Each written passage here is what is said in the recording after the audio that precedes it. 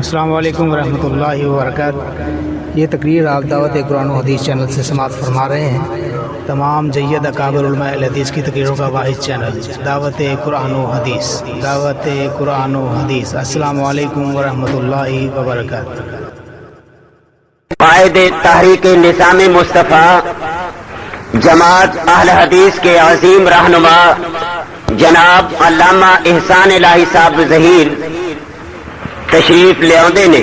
سارے دوست پورے اطمینان تے سکون دے نال تشریف رکھو تاکہ علامہ صاحب دے ارشادات عالیہ تو پوری طرح استفادہ کیتا جا سکے۔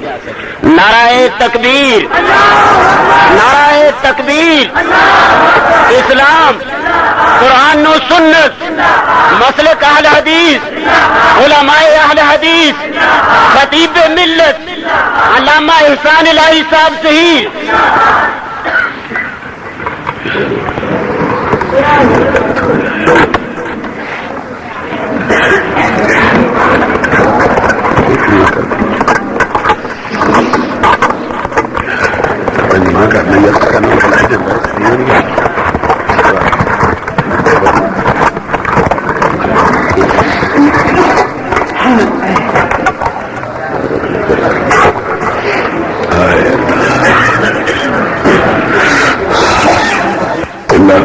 الحمد لله نحمده ونستعينه ونستغفره ونؤمن به ونتوكل عليه ونعوذ بالله من شرور انفسنا ومن سيئات اعمالنا من يهده الله فلا مضل له ومن يضلل فلا هادي له نشهد ان لا اله الا الله ونشهد ان محمدا عبده ورسوله اما بعد فان خير الحديث كتاب الله وخير الهدي هدي محمد صلى الله عليه وسلم وشر الأمور محدثاتها وكل محدثة بدعة وكل بدعة ضلالة وكل ضلالة في النار۔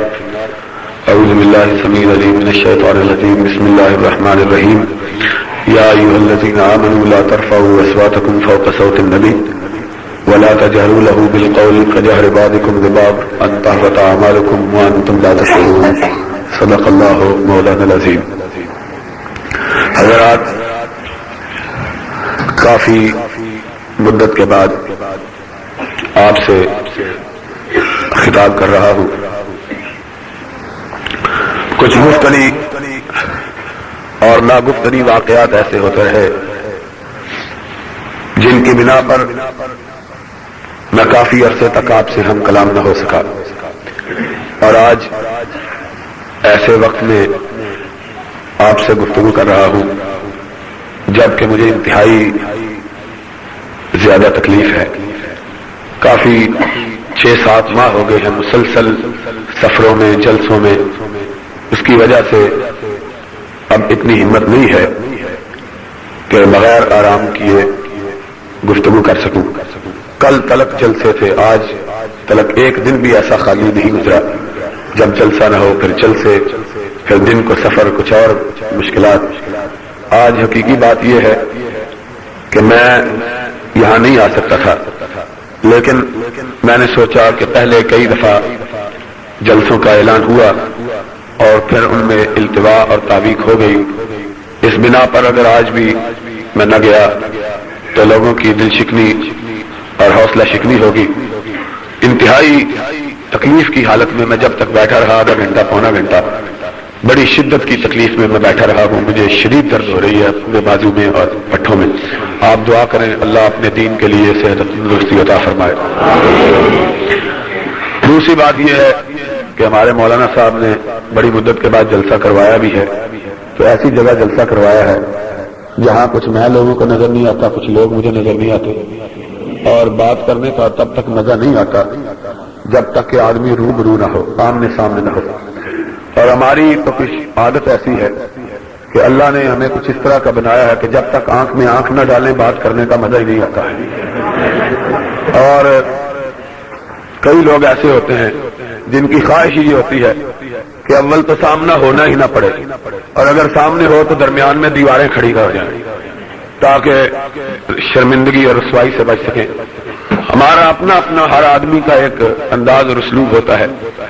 بہرحال شاید مولانا طیب معاذ صاحب اور ہمارے مولانا عبد الغفور صاحب وغیرہ کو یہ بھی احساس تھا کہ میں پتہ نہیں آؤں گا کہ نہیں آؤں گا، اس لیے انہوں نے ٹرائی کے طور پر اسی جگہ جلسہ رکھا کہ نہ بھی آئیں گے تو کوئی بات نہیں، پتہ تو نہیں چلے گا کہ وہ آیا ہے کہ نہیں آیا۔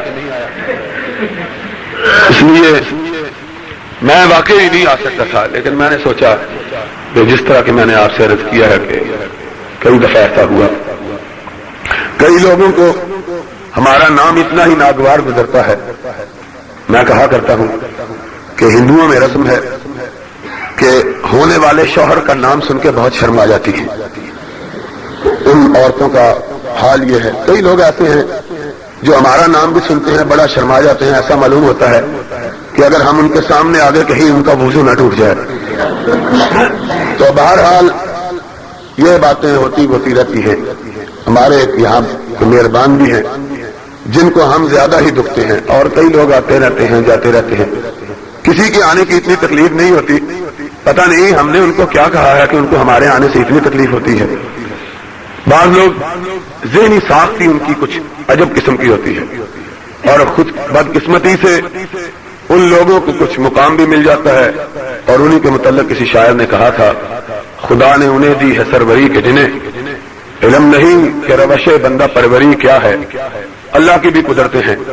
امام شافعی نے فرمایا تھا کہ اگر اللہ دولت، اقتدار، مال، جاہ، عزت، عقل کی بنیاد پر دیتا تو یہ دنیا کے سارے اقتدار اور دولت والے بھوکے مرتے، اور سب سے زیادہ دولت ہمارے پاس ہوتی، لیکن اللہ تعالیٰ نے اقتدار، دولت اور علم بانٹتے ہوئے خود اپنی بارگاہ سے کوئی الگ ہی قسم کی تقسیم مقرر کی ہے۔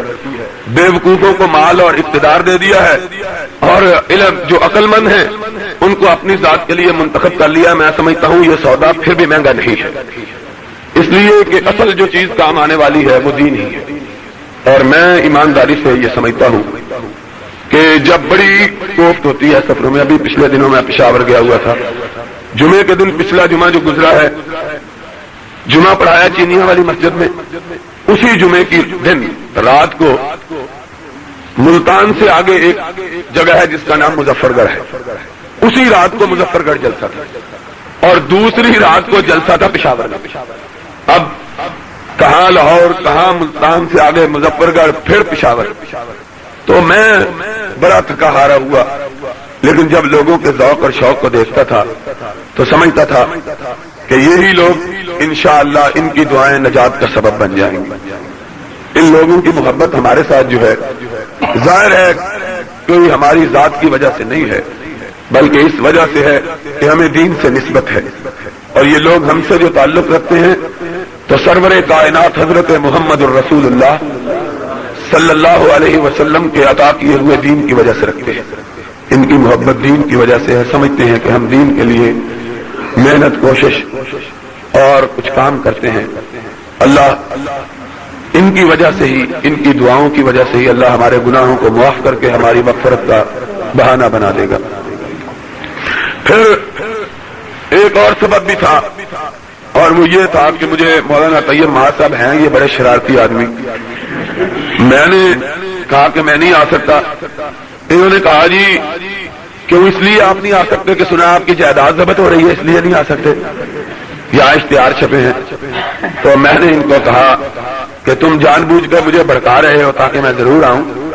جہاں تک جائیداد وغیرہ کا تعلق ہے، یہ بیوقوف لوگ اتنی بات نہیں سمجھتے ہیں کہ ہم جیسے لوگ جو اللہ کے دین کے لیے اور حق کی سر بلندی کے لیے سر سے کفن باندھ کے باہر نکلے ہیں، ان کی نظروں میں جائیداد کی کوئی حیثیت نہیں۔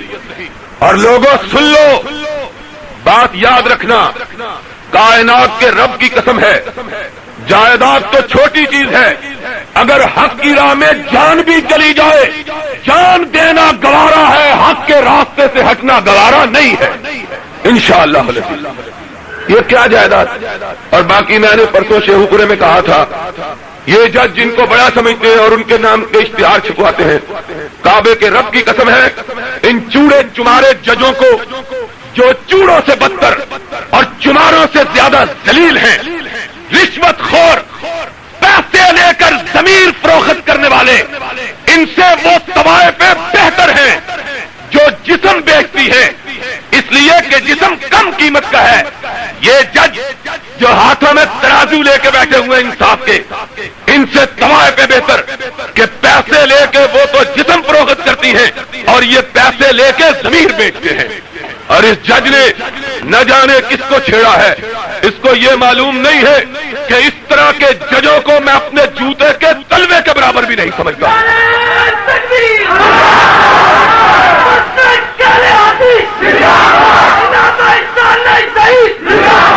اور ان کو بھی عقل کرنی چاہیے جو ان ججوں کے پیچھے بھاگتے ہیں، اور جو ان ججوں کو اپنے جوتے کے تلوے کے برابر نہیں سمجھتا تم کو کیا سمجھے گا؟ تم بھی سوچو کہ تمہاری حیثیت تو کچھ اس کے بھی نیچے ہوگی۔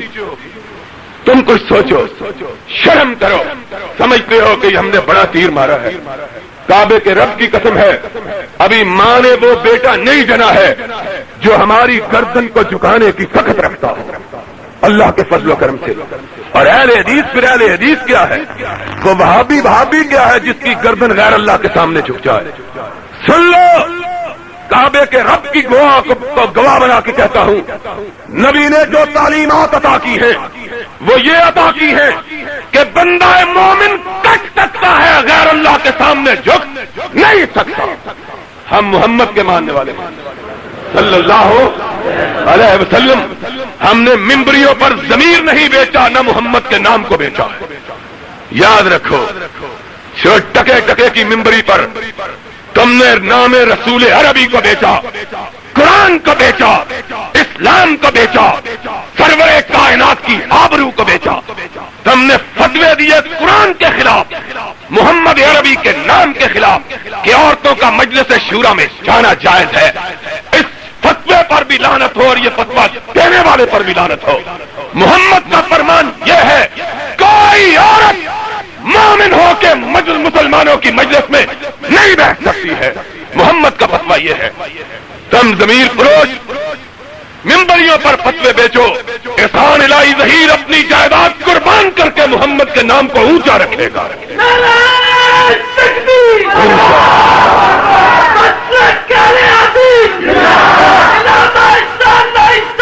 اور جس کے نام کی سیرت کے جلسے کرتے ہو، کیا جلسے ہیں؟ میرے آنے سے بڑی تکلیف ہوتی ہے لوگوں کو، اتنی کئیوں کو تکلیف ہوئی ہے کہ وہ ڈاکٹروں کے پاس چورن جا کے ڈھونڈتے رہے ہیں کہ ہمارے پیٹ میں بڑی درد ہو گئی ہے، پتہ نہیں آ ہی جائے۔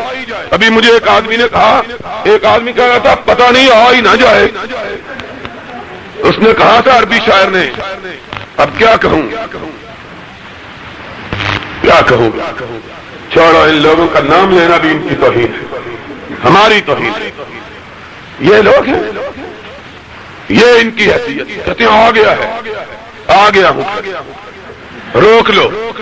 اور تم سمجھتے ہو کہ روکنے سے کوئی عزت میں کمی ہوتی ہے؟ اور مسجد میں بیٹھنے والے مسجد میں بیٹھے ہوئے ہو، خدا کو گواہ بنا کے کہنا میرے نہ آنے سے تمہیں تکلیف ہوتی تھی کہ خوشی ہوتی تھی؟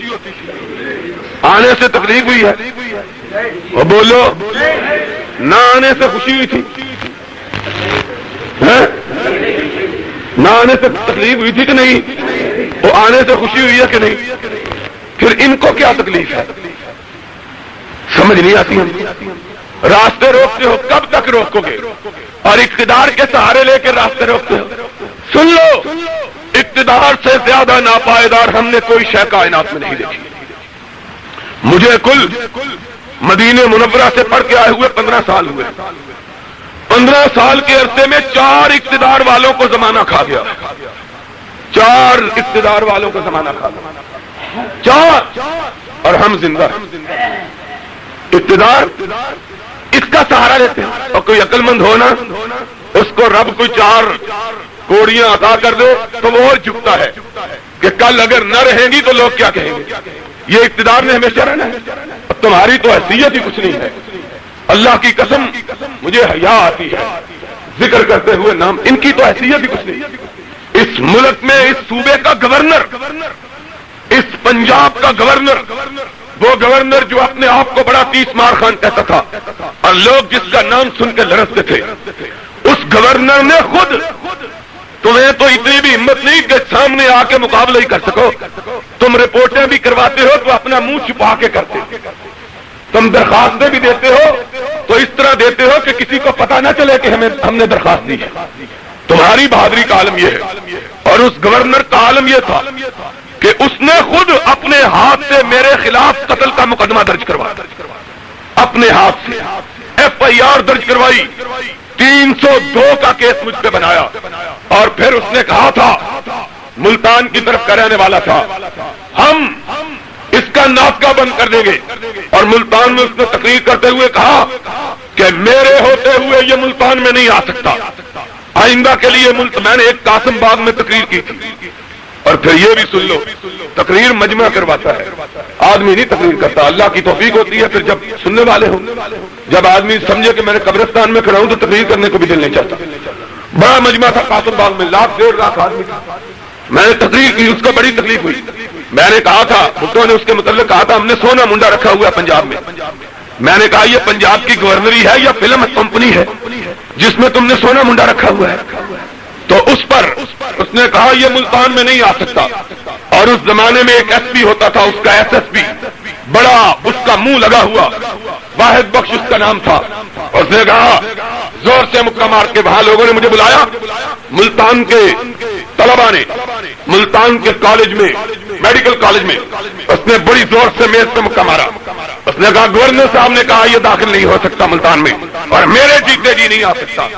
उस वक्त मैं हवाई अड्डे पर उतरा, तालिब इल्म मुझको लेने के लिए आए। उन्होंने कहा जनाब जलसा तो नहीं हो सकता, गवर्नर ने आर्डर दिए हैं और SSP ने खुद कहा कि मैं जलसा नहीं होने दूंगा।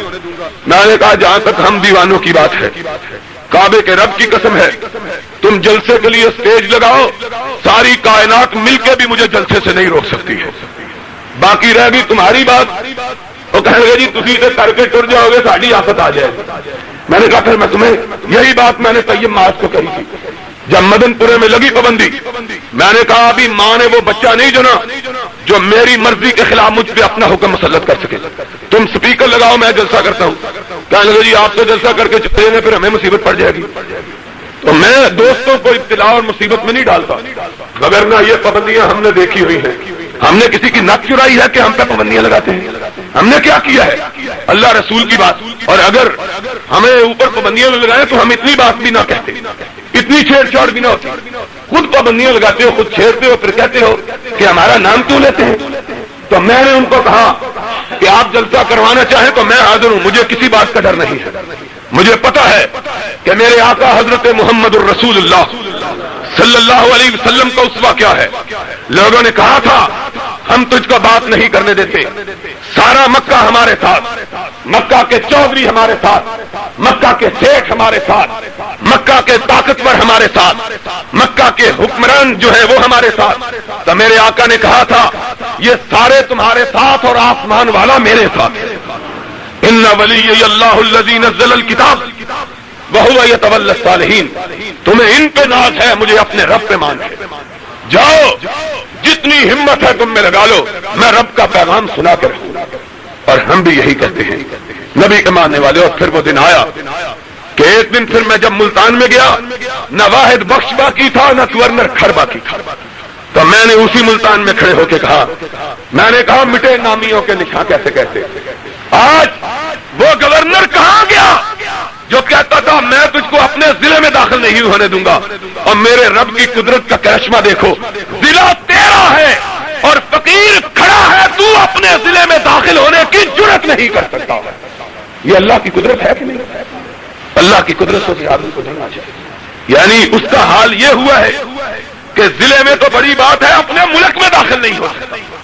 इक्तिदार इस पर क्या ना, 4 इक्तिदार हमने खाए।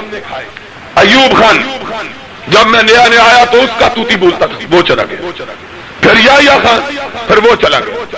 फिर भुट्टो खान, फिर वो चला गया। और इक्तिदार वाले जाते इस तरह हैं कि पीछे फिर कभी पलट के देखना भी गवारा नहीं गवारा। इनकी हालत ये, वो इक्तिदार पे नाज करते हैं। रब की कसम है इससे ज्यादा नापायदाश है कोई नहीं। इसीलिए किसी खतीब ने कहा था कि इक्तिदार गिरती हुई दीवार है जिसको दुनिया का कोई शख्स सहारा नहीं दे सकता। और दूसरे ने कहा था ये बुझता हुआ चिराग है जिसे दुनिया की कोई ताकत जला नहीं सकती। और चौथे ने कहा था ये सिमटता हुआ साया है जिसको कोई थाम नहीं सकता। इक्तिदार पे नाज करते हैं और इक्तिदार फानी चीज है और सरवरे कायनात की गुलामी ये अबदी चीज है। ہرگز نمیرت آنکھ دل زندہ شد باعث سب دست پر جریدہ عالم دوا میں ماں. کتنے اقتدار والے ان کا نام و نشان مٹ گیا، آج کوئی ان کا نام لینے والا بھی نہیں. اور کتنے نبی کے جانثار کہ آج ان کو گئے ہوئے ہزاروں سال ہو گئے ہیں، لیکن جب ان کا نام آتا ہے تو مومنوں کی آنکھوں سے عقیدت کی وجہ سے آنسو ٹپک پڑتے ہیں. کن کو لوگ جانتے ہیں؟ بخاری کو جانتے ہیں کہ نہیں جانتے؟ سب کہو رحمت اللہ ہے. بخارا کے بادشاہ نے ان کو جلا وطن کیا. ہم تو لیے ایک چوڑے جج نے فیصلہ ہی دے دیا ہے نا، پترا تم بھی میرے خلاف فیصلہ دیتا ہے، میں بھی تیرو پاکستان سارے چیز ذلیل کر کے چھڑا گا. سی آئی ڈی والے لکھ کے بتلائے اس کو، اور اس کو تکلیف یہ ہوئی کہ یہ جج رشوت لیتا تھا. دو اس نے اپنے ریڈر رکھے ہوئے، ایک اس طرف ایک اس طرف، ایک ریڈر ایک علمت. مجھ کو لوگوں نے آج کہا یہ بڑا بے ایمان جج ہے، لاہور میں رہتے ہوئے رشوت لیتا ہے. میں نے چیف جسٹس کو درخواست دی، میں نے کہا اس طرح کے بے ایمان آدمی کو تبدیل کرنا چاہیے. اس نے کہا اچھا آپ نے میری رشوت ستانی کا پول کھولا ہے میں آپ کے خلاف. اور میں نے کہا چوڑے تو کر کیا سکتا ہے، تجھ کو پتہ نہیں ہم وہابی ہیں اور ہمارا عقیدہ یہ ہے کہ کائنات کا پتا بھی رب کے حکم کے بغیر حرکت کر سکتا. تو نے کیا کرنا ہے اور تیری تو حیثیت کیا ہے؟ اور اس کو یہ نہیں پتا تھا میں شیخوں کا بچہ ہوں، اور بندوبست میں نے ان جیسے بے ایمانوں کے ساتھ لڑنے کے لیے پہلے کیے ہوئے ہیں. اس کو یہ معلوم نہیں تھا میری جائیداد ہے ہی کچھ نہیں، میرے نام پہ صرف ایک قرآن کا نسخہ ہے، دوسرا بخاری شریف کا نسخہ ہے. میں نے کہا کر لے ضبط. تو کرنا کیا؟ پاگل آدمی اکٹھے ہو گئے ہیں. اور ان جیسوں سے ہم بچاؤ. اور وہابیت تم کو بھی کوئی چوکیدار اس طرح کا نہیں ملے گا جو اس طرح کے ججوں کو اپنی بوٹ کی نوک پہ رکھتا ہے. اللہ کے فضل و کرم. کیا لوگ سمجھتے ہیں، کیا عشق نے سمجھا ہے اور کیا حسن نے جانا ہے کہ ہم خاک نشینوں کی ٹھوکر میں زمانہ ہے. ان کی حیثیت، بڑے بڑے حکمرانوں کو ہم نے کچھ نہیں جانا، اس بیچارے کو ہم کیا سمجھیں گے؟ اس کی حیثیت کیا ہے؟ کیا پدی اور کیا پدی کا شوربہ. اور بڑے لوگ خوش ہیں، بیوقوف بڑے بڑے پوسٹر. اور جاؤ اس کو لے جاؤ اپنے ساتھ ہی، جج کو بھی اپنے ساتھ ہی لے جاؤ. اور میں نے مولانا محمد حسین صاحب کے متعلق کہا تھا، ان کے متعلق بھی کہا جائیداد ضبط ہو گئی ہے. میں نے کہا مولانا کی شادی تو مدت ہو گئی ہے، ہو گئی ہوئی ہے، ان کا حق مہر میں جائیداد کس کو دلوانی ہے؟ عجیب لوگ ہیں. تو میں یہ کہہ رہا تھا کہ ان چیزوں سے کچھ کیوں مولانا دلواتا. مولانا حسین صاحب کی شادی ہو گئی ہے نا. تو یہ عجیب لوگ ہیں اور عجیب لوگوں سے پالا پڑا ہے. نبی علیہ السلام کی سیرت ہم نے پڑھی نہیں، ہم نے سنی نہیں، اللہ کے فضل و کرم سے ہم نے اس کو جانچا ہے، ہم نے اس کو پرکھا ہے. پتہ ہے سیرت کا معنی کیا ہے. نبی علیہ السلام کے خلاف کیا کچھ نہیں کیا. حضور کے لیے تلواریں انہوں نے بھام پہنچائی، نبی کے خلاف انہوں نے سارے قبیلوں کو اکٹھا کیا. ایک واقعہ ہی ہے، سن لو، کچھ سیرت بھی سن لو. نبی محترم علیہ السلام کے خلاف سارے قبیلے اکٹھے ہوئے، کہنے لگے جو اس کو مانے، جو اس کا ساتھ دے اس کا بائیکاٹ.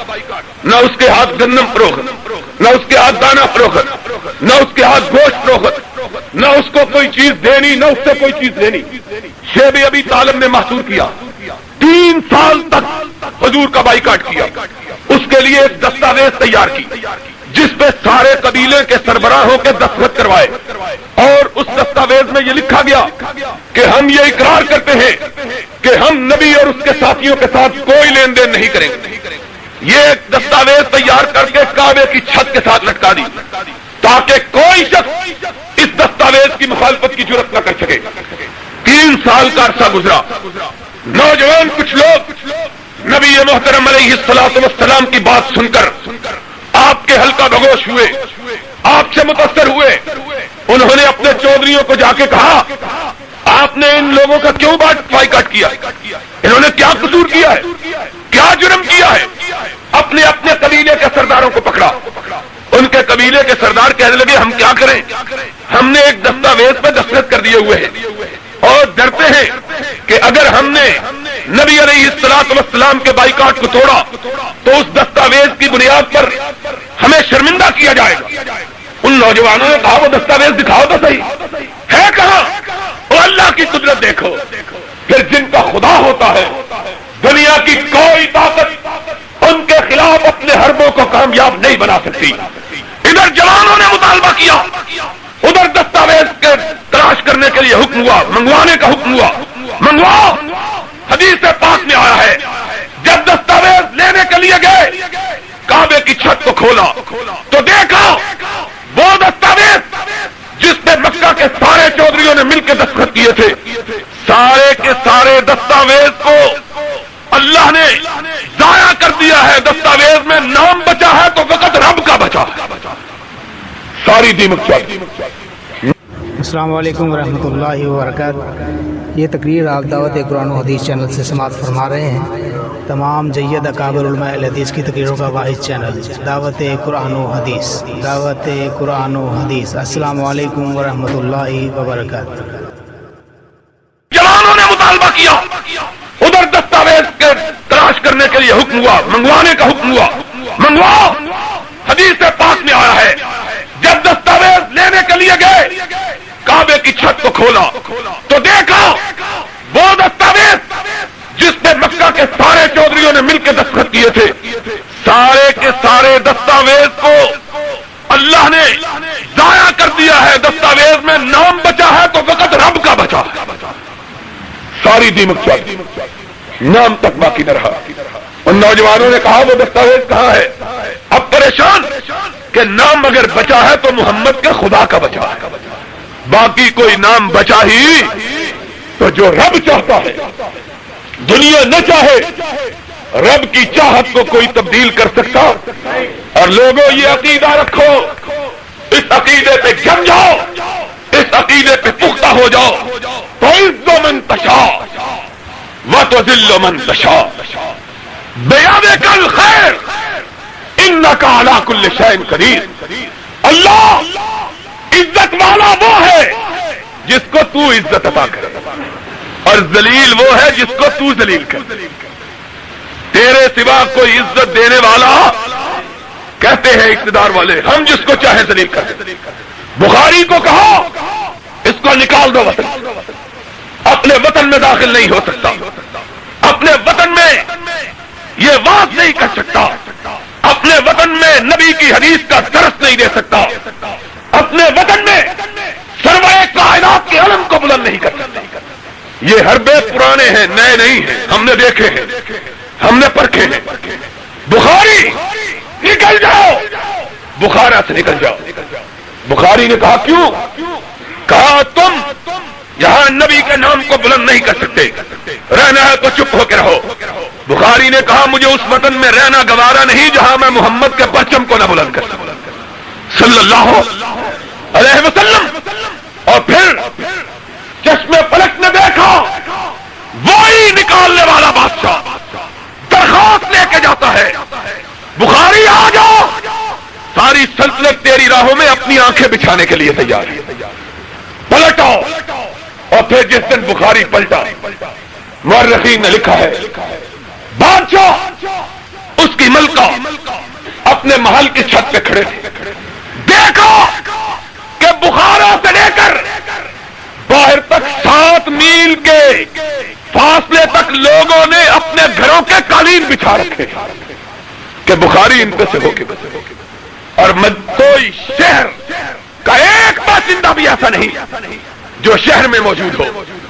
ملکہ نے بادشاہ کی طرف دیکھا، جان بوجھ کے پوچھتی ہے، کہتی ہے بادشاہ آج سارا شہر کس سے استقبال کے لیے نکلا ہوا؟ کون ہے جو آ رہا ہے جس کے استقبال کے لیے بچے، جوان، بوڑھے سب شہر کو چھوڑ کر باہر نکل گئے؟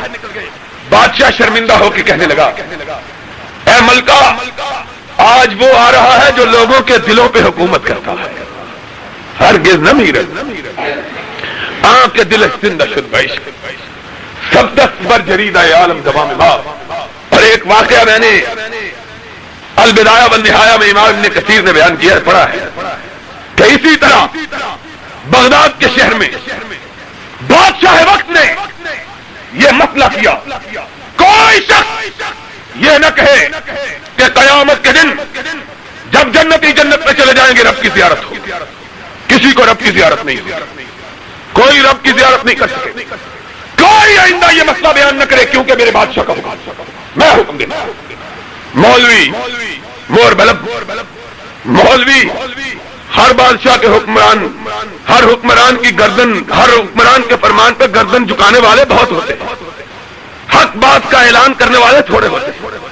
بادشاہ سلامت کہیں میں نے سود کا کاؤنٹر بھی کھولا ہے، بے سود کا کاؤنٹر بھی کھولا ہے، جو چاہے سود لے لے، جو چاہے سود نہ لے۔ مولوی کہتے ہیں سبحان اللہ، اسلام آ رہا، کتنی اسلام کی خدمت کہ سود والا کاؤنٹر بھی کھول دیا ہے نیکوں کے لیے اور یہ نہیں کہتے حق والے کہتے ہیں کہ سرور کائنات نے سود کے کاؤنٹر کو حرام کرا دیا ہے۔ مومن کبھی سود کا کاؤنٹر کھولنے کی اجازت دے سکتا ہے، لیکن جو ہوتی باری کہتے ہیں سبحان اللہ کے خلاف، اللہ کے رسول کے خلاف اعلان جنگ کے لیے تیار کیا۔ جاؤ سارا قرآن اٹھاؤ، رب نے کبھی کسی کے خلاف اعلان جنگ اپنے نام سے نہیں کیا، سود کھانے والے کے خلاف خود اعلان جنگ کیا۔ اور اس لیے یہ یاد رکھ لینا، آج ہم فقیروں کی بات بھی یاد رکھنا، ہماری مخالفت میں بھی پیش لوگ وہی ہوتے ہیں جن کے بدن میں سود کا پیسہ جاتا ہے۔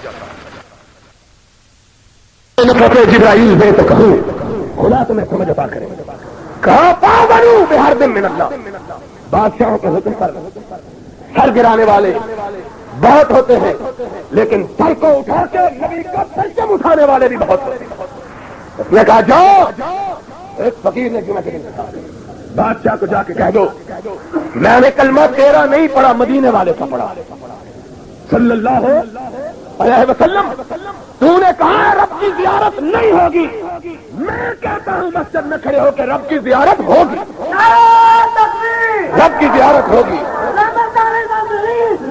میں کہتا ہوں جاؤ۔ اب گھر پہنچے، خود بعد میں پہنچے، پولیس پہلے پہنچی، پولیس کو دیکھا جلدی سے غسل خانے میں گھس گیا۔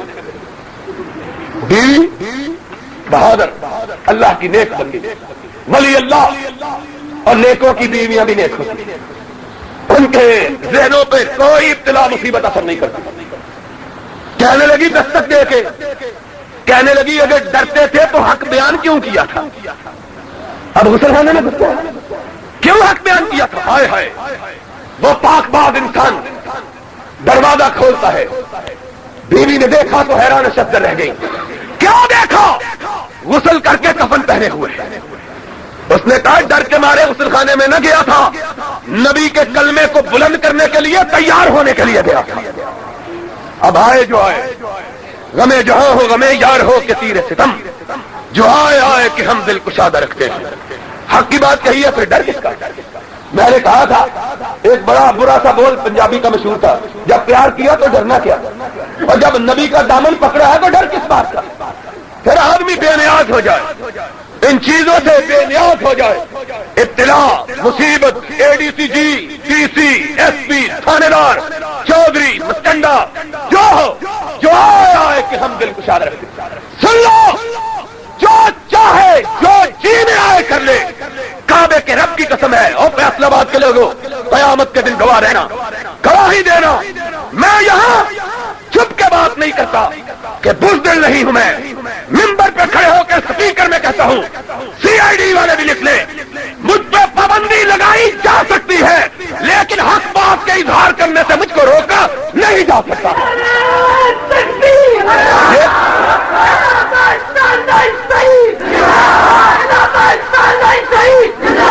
جو تمہارے بس میں ہے تم کر لو، جو ہمارے بس میں ہے ہم کرتے رہیں گے انشاءاللہ۔ تم پابندیاں لگاتے رہو، ہم حق کا پرچار کرتے رہیں۔ قیامت کے دن تم کہنا ہم نے قرآن پہ پابندی لگائی تھی، ہم کہیں گے اللہ جب تک جسم میں بولنے کی قوت موجود تھی حق کا اعلان کرتے رہے، اللہ تیری توفیق سے انشاءاللہ ملے۔ یہ کوئی بات ہے؟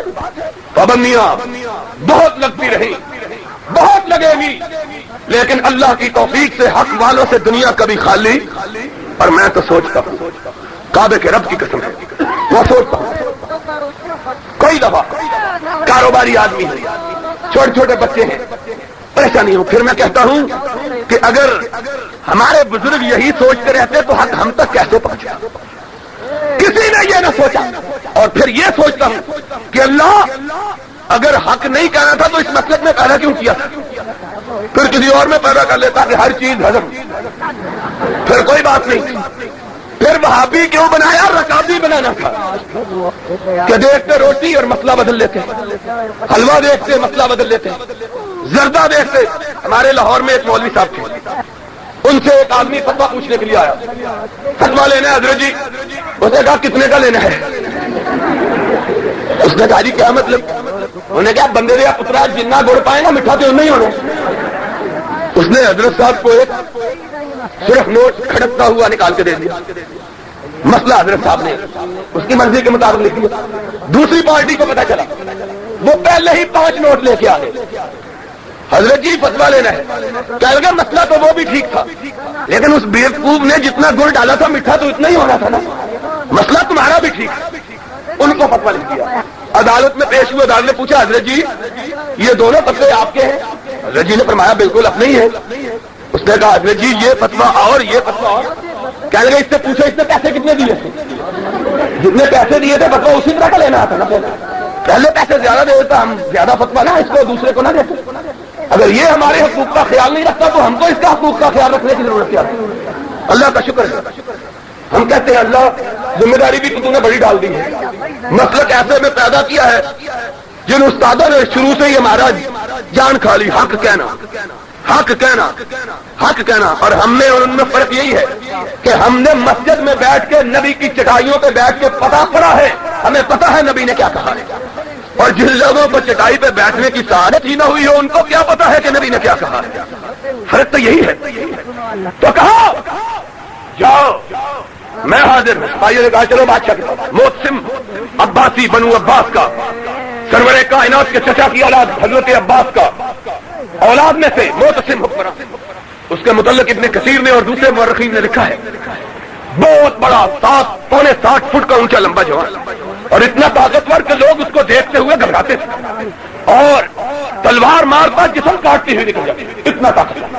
موسم کے دربار میں پہنچے.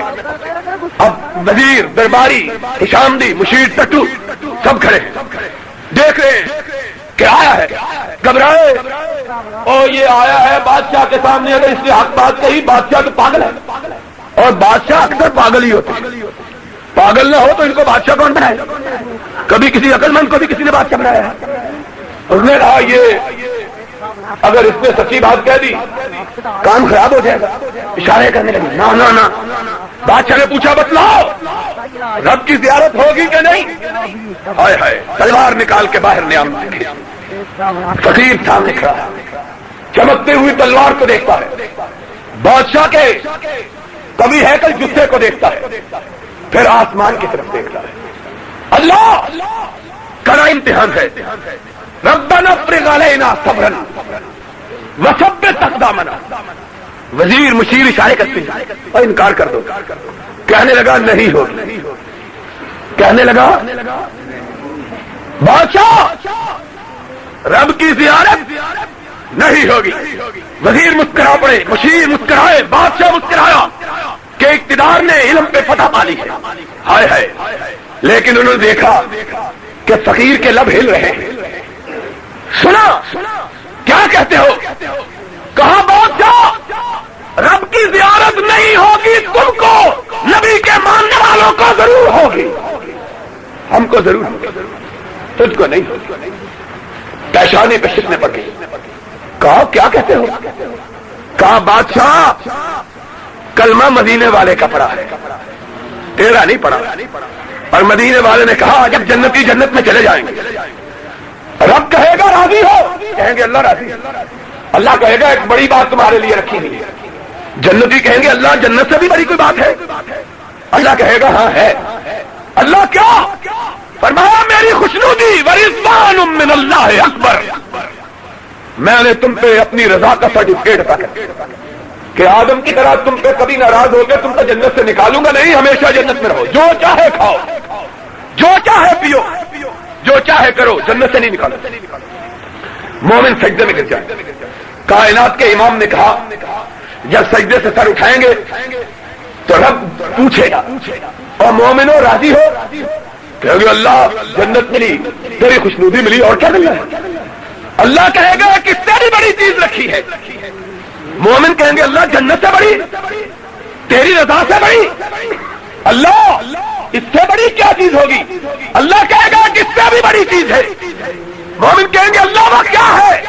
میرے آقا نے فرمایا رب اپنے حجابوں کو اٹھا دے، اور مومن اپنے رب کو اس طرح دیکھیں گے جس طرح 14ویں کے چاند کو چمکتا ہوا دیکھتے ہیں۔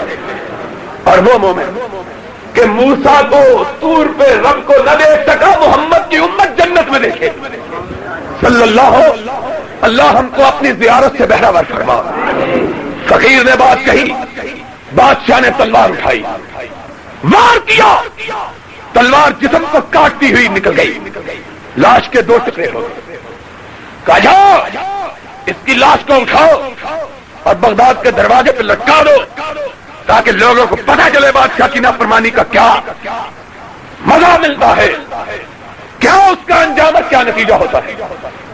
کوئی جنازہ نہیں پڑھ سکتا۔ اور امام ابن کثیر نے لکھا، وہابیوں تمہارے امام، ابن کثیر نے البدایہ میں لکھا، کہا رات کو بغداد والے سوئے، ہر آدمی اپنے گھر میں آنسو بہا رہا تھا اور کہتا تھا اللہ تیرا پاک باز بندہ میرا جنازہ پڑھنے کی بھی توفیق نہیں ہوئی، اللہ اس کو معاف، اللہ اس کے درجات بلند کروا۔ کہا انہی دعاؤں میں رات لوگ سوئے، سارے بغداد کو رات کھا بھائی، اللہ کا معجزہ دیکھو، پھر اللہ کی قدرت دیکھو۔ سارے بغداد نے دیکھا کہ امام کائنات اپنے چاروں یاروں اور اپنے چچا عباس کے ساتھ تشریف لا رہے ہیں، ساتھی ساتھ ہیں۔ بغدادی پوچھتے ہیں آقا کہاں آئے ہو؟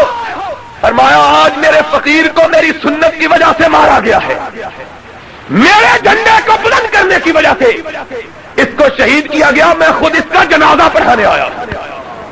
پھر 6 سال تک اس کی نعش بغداد کے دروازے پر لگی، 6 سال۔ اور پھر ایک دن آیا کہ بادشاہ اس دنیا سے رخصت ہوا، اور امام ابن کثیر نے لکھا ہے کہ سارا بغداد بادشاہ کے مرتے ہی بادشاہ کے جنازے کی طرف نہ دوڑا، اس فقیر کے جنازے کی طرف دوڑا۔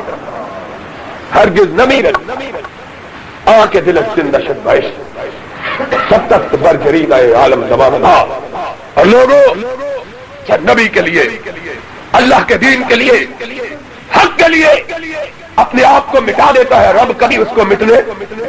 اور یہاں سے ایک اور سبق کہ مومن وہ ہے ساری کائنات کی بات کو ٹھکرا دے، سرمایہ کائنات کی بات پہ آج وہ ہے مومن۔ اور سن لو بات آئی ہے تو کہہ دیتا ہوں، رب نے بھی اپنے کلام مجید میں اسی بات کی طرف اشارہ کیا۔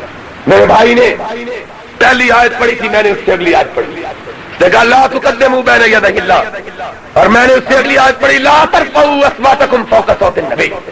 مومن وہ ہے جو اپنی آواز کو نبی کی آواز سے بلند نہیں کرتا۔ کیا معنی ہے کہ نبی کی آواز سے اپنی آواز بلند نہیں کرتا؟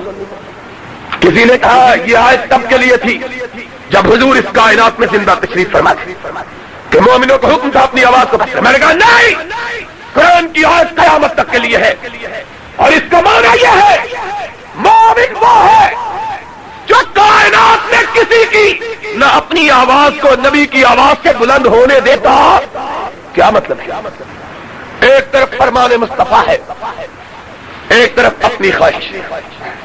مومن وہ ہے جو اپنی آواز کو دبائے، محمد کی آواز کو اونچا رکھے صلی اللہ ہو، اور ایک طرف پیر کی آواز ہے، ایک طرف باعث کی آواز ہے، ایک طرف خطیب کی آواز ہے، ایک طرف محدث کی آواز ہے، ایک طرف فقیر کی آواز ہے، ایک طرف امام کی آواز ہے، ایک طرف حکمران کی آواز ہے، ایک طرف کائنات کے کسی بڑے کی آواز ہے، دوسری طرف مدینے کے یتیم کی آواز ہے، سرور کائنات کی آواز ہے۔ مومن وہ ہے ساری آوازوں کو پست کر دے، محمد کی آواز کو بلند رکھے۔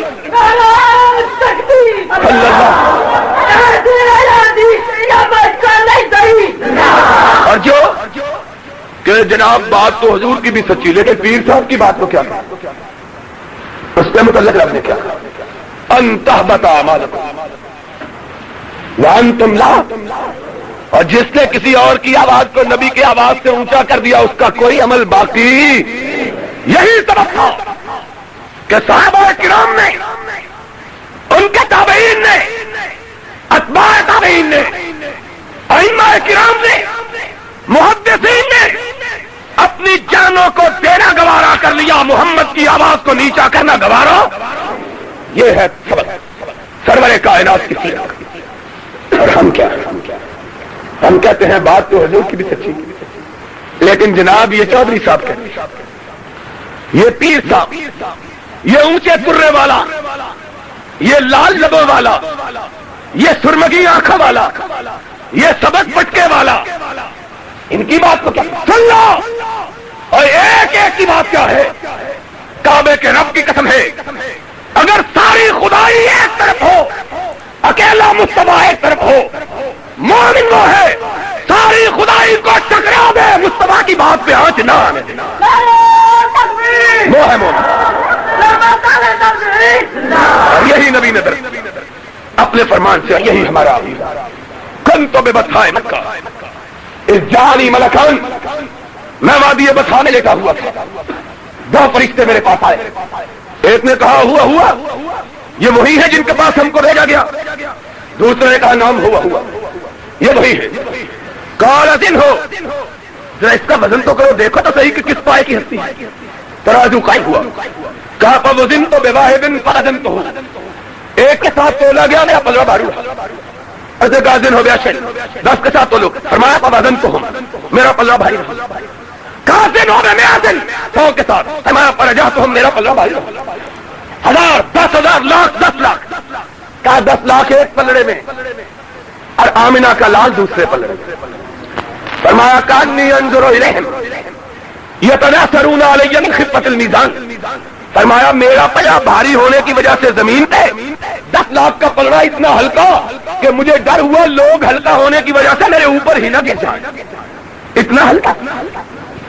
فرشتوں نے دوسرے کہا لاکھ 10 لاکھ، کروڑ 10 کروڑ. اور ان کی بات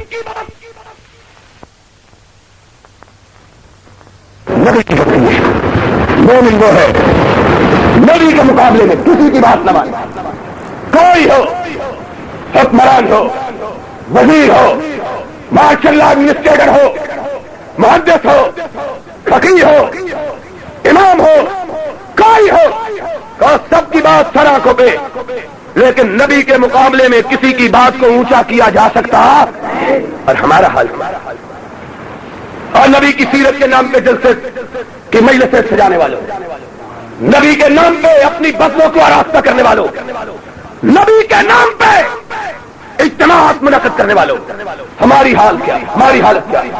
ہماری حالت یہ ہے ہم مسئلہ سنتے ہیں نبی کا، فرمان سنتے ہیں نبی کا، پھر کیا کہتے ہیں؟ محلے کے مولوی کے پاس جاتے ہیں، مولوی جی اے حضور دی حدیث ساڈے مذہب کے مطابق ہے،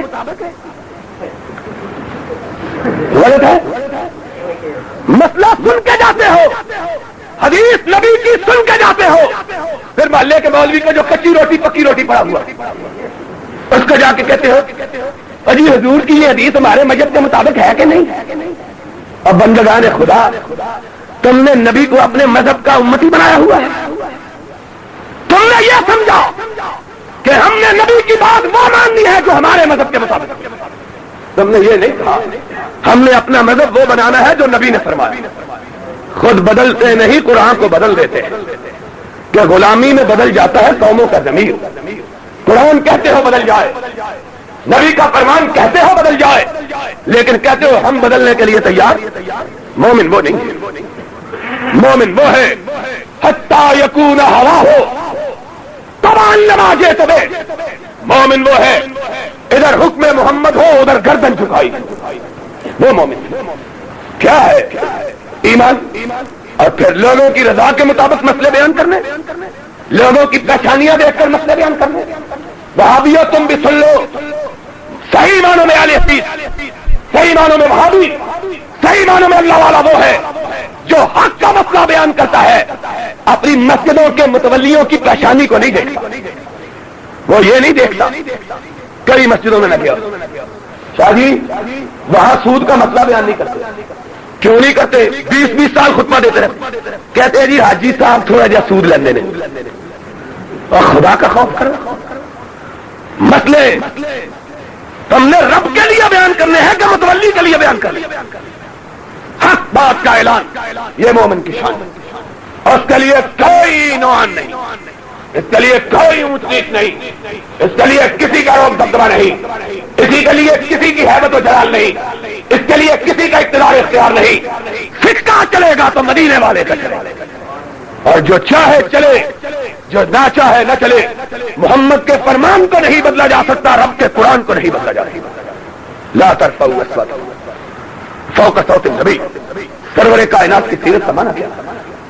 अल्लाह तेरा शुक्र है कि एक जमात एक गिरोह ऐसी ऐसा मौजूद है इस गए गुजरे दौर में भी, जिसने अपना ये शियार बनाया हुआ है कि हमने सारी खुदाई का एहतराम करना है अपने अपने मुकाम, लेकिन नबी के मुकाबले में किसी को रखने की जरूरत यह जसारत नहीं कर। जिसने नबी के मुकाबले में किसी को दूसरे को रखने की जसारत की, अंतहबता अमालुकुम व अंतुम ला, कुरान के अल्फाज, ला तजहरू लहू बिलकौल कजहरे बादिकुम लिबास। नबी को इस तरह न समझो जिस तरह तुम हो, मान ली बात मान ली, न मानी तो क्या बात। इसके मुकाबले में सारी खुदाई आए, ठकरा दो। बात माननी है तो मोहम्मद और रसूलुल्लाह की सल्लल्लाहु।